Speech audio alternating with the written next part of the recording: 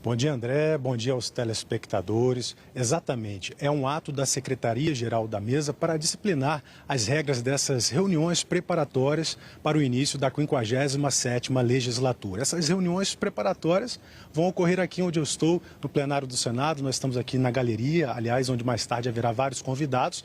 E lá embaixo, os senadores que tomam posse na primeira reunião preparatória. São 27 senadores eleitos em outubro do ano passado que, a partir das 3 horas da tarde, participarão dessa primeira reunião, farão um juramento, prometerão guardar fielmente a Constituição e trabalhar em prol e em bem do Brasil. Aqui no plenário do Senado já está tudo pronto, então as regras também já foram colocadas, tanto para a posse em si, a forma de juramento que deve ser feita, quanto para a segunda reunião preparatória, que é justamente a reunião em que se escolhe o presidente do Senado. Nós vimos aí nas reportagens ao longo do telejornal da TV Senado que já anunciaram candidatura 3 candidatos, apenas um deles oficializou. Esse ato da mesa, da Secretaria-Geral da Mesa do Senado, ele traz as regras, inclusive, para a oficialização das candidaturas, que devem ser feitas até o início do uso da palavra pelo primeiro candidato chamado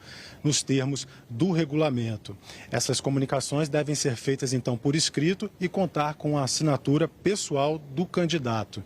E vai se considerar, então, eleito o candidato aqui no Senado Federal que obtiver, no mínimo, uma quantidade de votos equivalente à maioria absoluta da composição do Senado. Ou seja, o Senado tem 81 senadores em sua composição total, então, para ser eleito presidente, o candidato terá de obter 41 votos. E se ele não obtiver 41 votos. Então, este ato, ele diz o seguinte: na hipótese de nenhum dos candidatos atingir essa quantidade mínima de votos, vai se fazer um novo turno de votação, conforme o rito estabelecido no artigo 14 do ato, né? E sendo facultado novamente aos candidatos que estarão no novo turno usar da palavra por 10 minutos. Quando, então, esse candidato atingir, então, sair vitorioso dessa nova etapa de votação, então, é declarado presidente do Senado e passa, então, a conduzir os trabalhos e convoca a terceira reunião preparatória, que é justamente para